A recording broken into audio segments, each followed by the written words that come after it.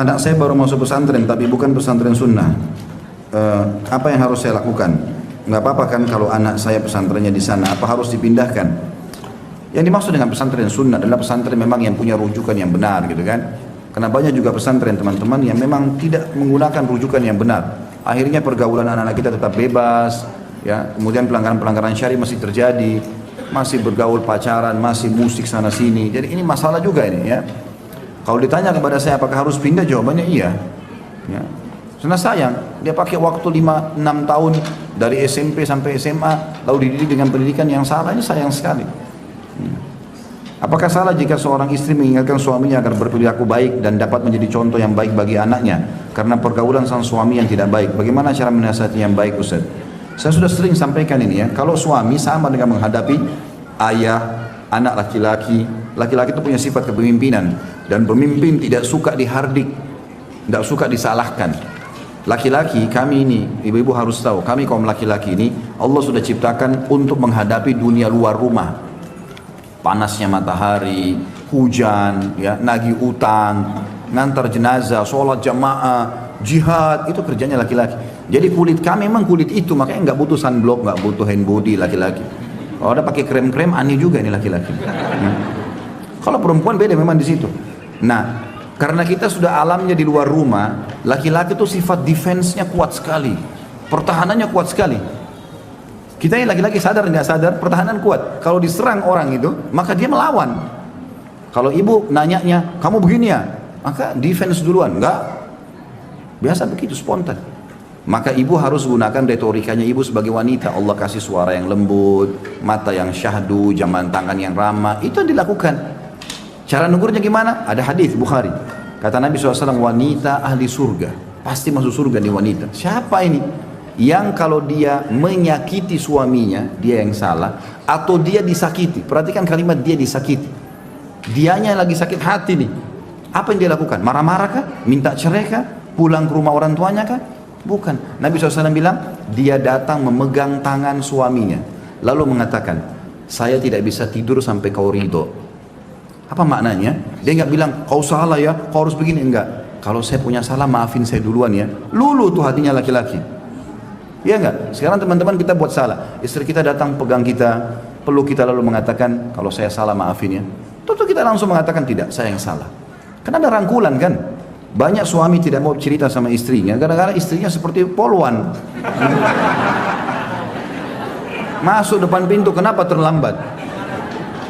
Tadi sudah makan belum? Sudah makan. Saya sudah masak setengah mati, kenapa nggak makan? Ini rumah tangga atau penjara ini? Ayo makan ya. Oh tadi saya sudah makan sama teman. Oh ya Masya Allah. Mudah-mudahan berkah ya. Tidak apa-apa, jangan tersinggung. Nanti ambil makanan mungkin kita makan sedikit. Mau nggak saya suapin? Dirayu. Mau pasti. Ini tuh makanan sudah siap di meja makan. Sibuk dengan ini. Suaminya baru pulang kerja, istirahat malam, duduk sebentar. Ayo tidur sudah malam. Besok kan mau kerja. Ini anak atau suami nih? Hah? Bagaimana modelnya? Ada teman saya ceraiin istrinya gara-gara itu. Subhanallah, saya tahu dia faham agama, bahkan kadang-kadang saya konsultasi, kadang-kadang diskusi sama beliau. Beliau S2 di Ummul Qura gitu kan, dosen ngajar di Mekah. Dia nikah, terus dia cerai. Saya tahu betul gitu, karena dia bilang sama saya baru ceraikan istri saya. Baru saya mau ngomong, dia bilang, Khalid, dalil apapun yang kau keluarkan saya sudah tahu. Dia paham gitu. Dia udah tahu saya mau nasihatin. Baiklah, kalau gitu saya cuma mau tahu kenapa antum ceraikan.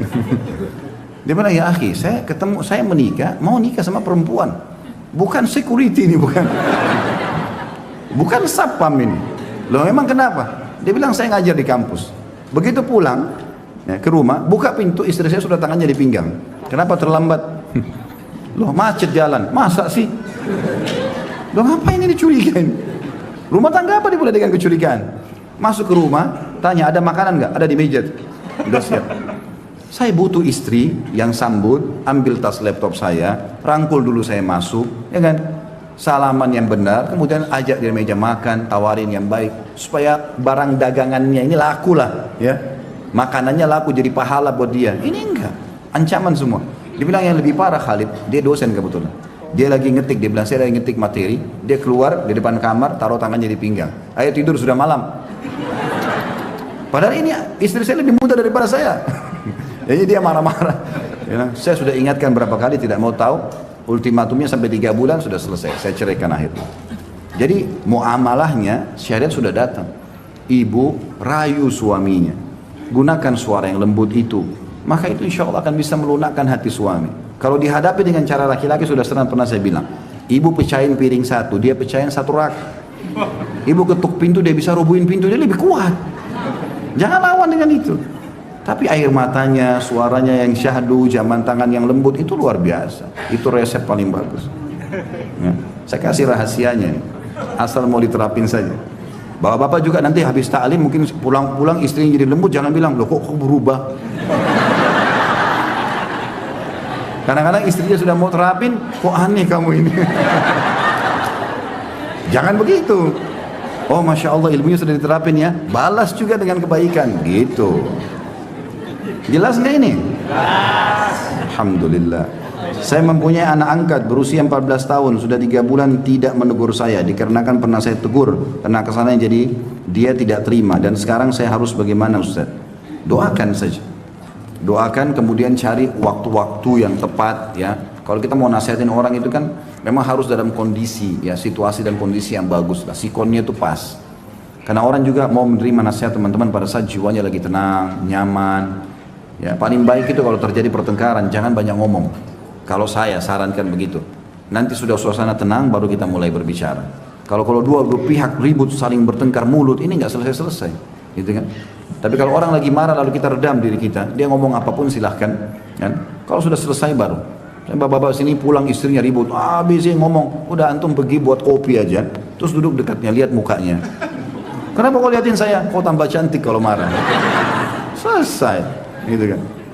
Nggak usah, kamu ini memang tidak didik sama ayah kamu ya, pulang saja. Ribut, akhirnya ribut semuanya, jadi kacau semuanya, ya. Apakah orang yang meninggal mati syahid akan masuk surga walaupun masih ada hutang? Kalau masuk surganya iya, tapi hutangnya tetap ditagih. Karena hadis kan begitu. Ya, hadisnya berbunyi orang yang mati syahid semua diampuni dosanya kecuali hutangnya. Ya, kok ada pertanyaan ini ya? Kita nggak pernah belum bahas masalah syahid kan? Saya ingin bertanya Ustaz, tadi Ustaz menjelaskan jika anak perempuan sampai dia balik pun masih tanggung jawab orang tua untuk makan. Yang ingin saya tanyakan, jika ada wanita janda mempunyai anak 3 dan masih memiliki orang tua, apakah masih wajib diberi nafkah? Wanita janda tersebut tidak bekerja, belum dapat pekerjaan. Iya, tetap setelah dia cerai kembali kepada walinya, dan ayahnya adalah wali, ayahnya yang meninggal, pamannya, saudaranya. Ya. Dari satu sisi janda itu kalau dibantu, ada hadis Nabi SAW, as-sa'i alal armala kal mujahid fi sabilillah, dalam hadis sahih. Orang yang sengaja mencari dan memenuhi kebutuhan, ya, kebutuhan janda, maka dia seperti orang jihad di jalan Allah. Apalagi kalau dasarnya anak sendiri, saudari sendiri, ya, orang lain aja dapat pahala jihad, apalagi orang yang terdekat. Sebagaimana Ustaz jelaskan tadi, orang yang memiliki utang tidak ada yang mau mensolatkan setelah orang tersebut meninggal. Bagaimana kalau semua orang tidak ada yang mau mensolatkan? Bukankah itu adalah fardu kifayah? Enggak, yang tidak solat hanya ulama. Kan saya jelaskan itu hari. Ulama saja. Nabi SAW menolak mensolati orang yang terlilit utang, gitu kan? Tapi membiarkan sahabat yang lain solat. Boleh orang lain solat. Tidak usah antum semua merasa diri ulama.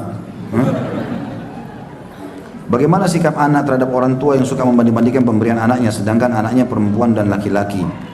Harus diingatkan sebenarnya, tapi dengan tata krama yang baik. Ini tidak boleh teman-teman. Pernah ada sahabat Nabi, namanya Bashir.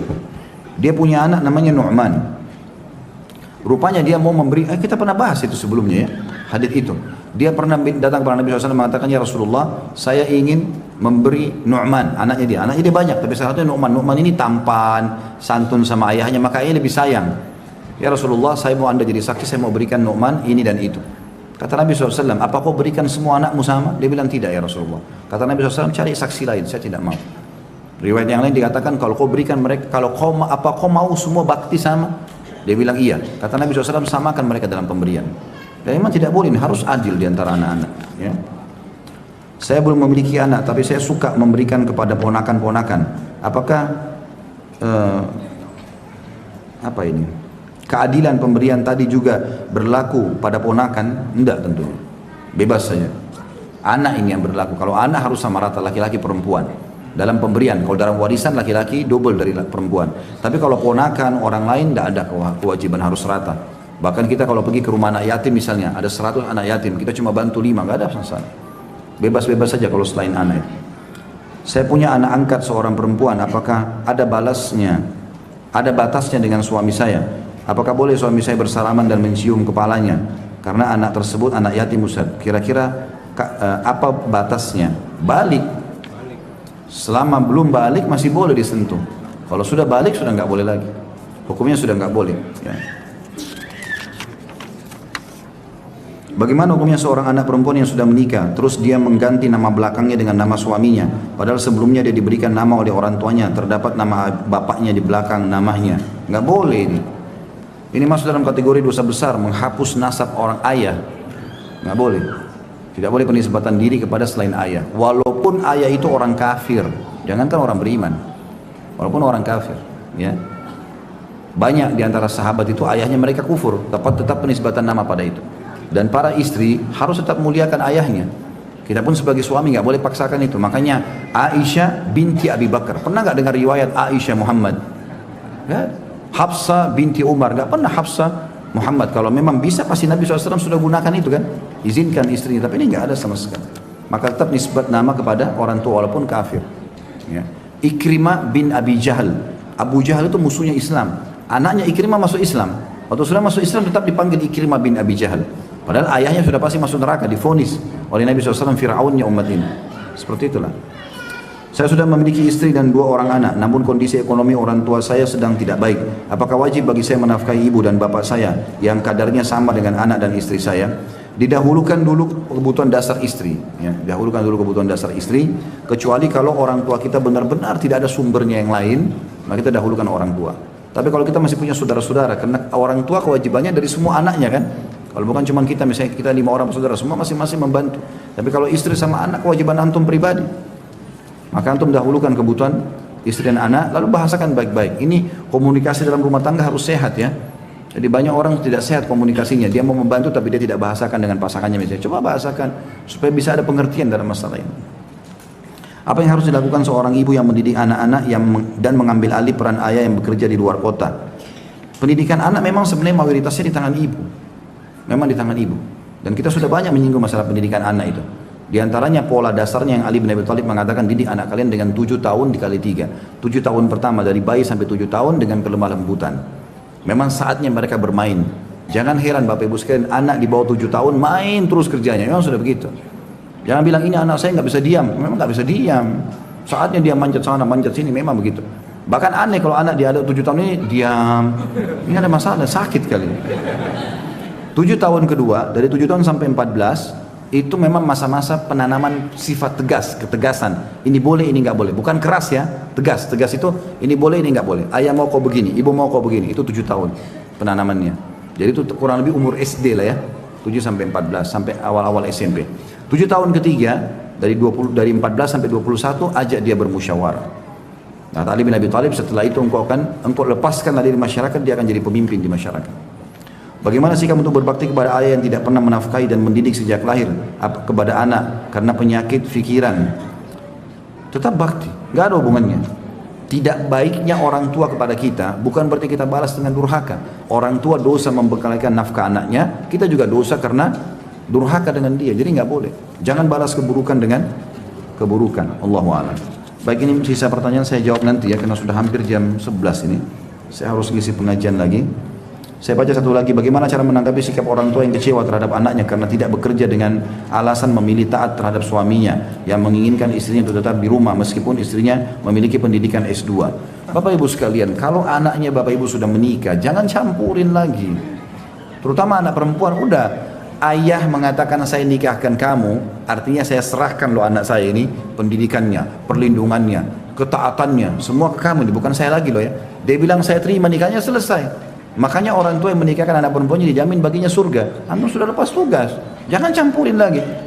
Masa kau sebagai suami jahat sama istrimu kan sudah S2, masa nggak boleh ngajar? Lo memang tugas utamanya di rumah, gitu kan?